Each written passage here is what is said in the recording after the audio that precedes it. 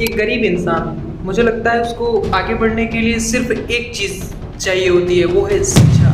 अगर शिक्षा भी उसको नहीं मिल पाती है तो हो सकता है वो अपने जीवन में, चाहे वो हो चाहे उसकी आने वाली कोई पीढ़ी हो, कभी आगे नहीं बढ़ सकती। लेकिन इंडिया की सरकार सरकारी स्कूल्स बंद कर रही है और वहीं दूसरी तरफ प्राइवेट स्कूल वाले अपने आने वाले पीढ़ियों के लिए अपना बैंक बैलेंस मेंटेन कर रहे हैं। प्राइवेट स्कूल में कक्षा 3 का विद्यार्थी जब 4 में जाता है तो 3 की किताब कहीं दूसरे के हाथ में बेच न दे और दूसरा कोई उसे खरीद के पढ़ न ले, इसलिए प्राइवेट स्कूल वाले अपना हर साल किताब चेंज करते हैं ताकि वो ज़्यादा कमा सके। अब ज़रा आप खुद से सोचिए और दिमाग लगाइए, जब एक किताब की ही वैलिडिटी सिर्फ 1 साल है, उसके बाद वो एक्सपायर हो जाएगी, फिर कभी काम नहीं आएगी, तो उस चीज को पढ़कर स्टूडेंट क्या करेगा। एक तरफ हमारे देश में कहा जाता है कि पेड़ बचाओ हरियाली लाओ और वहीं दूसरी तरफ प्राइवेट वालों को खुला छोड़ दिया जाता है कि जितना आप लूट सकते हैं गरीब पब्लिक से आप लूट लीजिए। ये कुछ बड़े लोग हैं जो कि समाज में नाम कमाने के चक्कर में बड़ी बड़ी स्कूल्स में अपने बच्चों का नाम डाल दे रहे हैं। लेकिन मैं उनसे एक सवाल जरूर पूछना चाहता हूँ, क्या आपने कभी